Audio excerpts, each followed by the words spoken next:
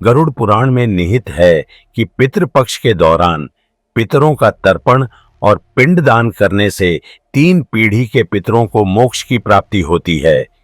पितृपक्ष के दौरान मांगलिक समेत कई कार्यों को करने की मनाही होती है।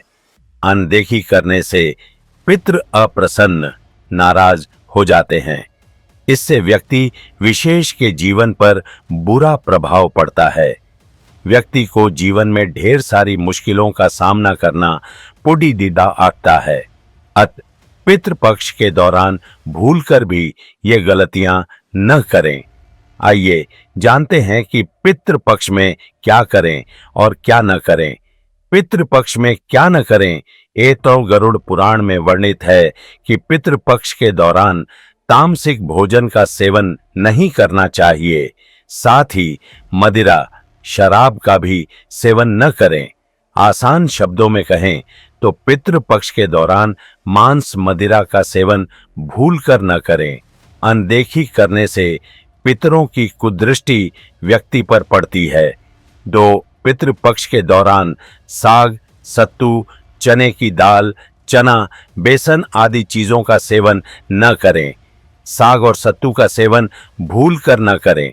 इसके अलावा मसूर की दाल, कुलथी की दाल, गाजर, मूली आदि चीजों से भी परहेज करें। 3 क्वार्टर घर के बड़े वृद्ध का अपमान न करें। परिवार में किसी का दिल न दुखाएं और न ही उनके मान सम्मान को ठेस पहुंचाएं। इसके साथ ही पशु पक्षी और जीव जंतु को भी न सताएं।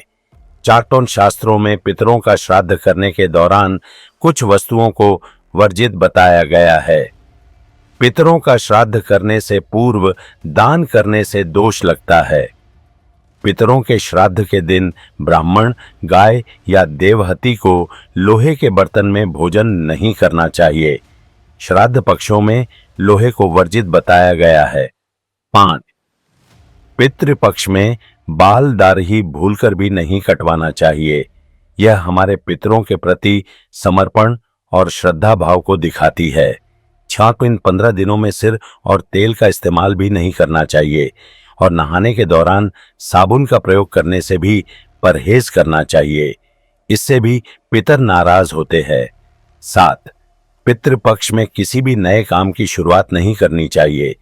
इससे व्यापार और नए काम में हानि की संभावना बढ़ जाती है, क्योंकि पितृपक्ष के 15 दिनों को शुभ नहीं माना जाता है। 8. पितृपक्ष में जमीन, मकान या घर बनवाने की शुरुआत भी नहीं करनी चाहिए। इससे धन हानि की संभावना बढ़ जाती है। इसलिए इन चीजों खरीदारी से भी लोगों को बचना चाहिए। 9वें पितृपक्ष में मांगलिक कार्यों के अलावा मुंडन, नामकरण संस्कार, गृह प्रवेश, गवना आदि से भी बचना चाहिए। इसका बुरा प्रभाव जीवन पर पड़ता है। 10. पितृपक्ष के दौरान खरीदारी न करें और न ही नए रंग के वस्त्र धारण करें। इस पक्ष के दौरान भूलकर शुभ कार्य की शुरुआत न करें। ऐसा करने से व्यक्ति को पितृदोष लगता है।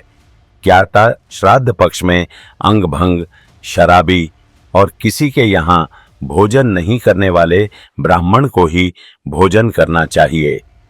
यदि अंगभंग, शराबी और किसी के यहाँ भोजन करके आए ब्राह्मण को भोजन कराया जाता है तो उसका दोष लगता है। वह बताते हैं कि श्राद्ध पक्ष में ब्रह्मचर्य का पालन करना चाहिए। जिस ब्राह्मण ने शिखा रखी हो वह अंगभंग ना हो, शराबी ना हो, उसको ही भोजन करना चाहिए। किसी और व्यक्ति के यहाँ का भोजन करके या भोजन लेकर दान करना भी वर्जित होता है। इन सभी बातों का ध्यान रखते हुए व्यक्ति को अपने पितरों का श्राद्ध करना चाहिए।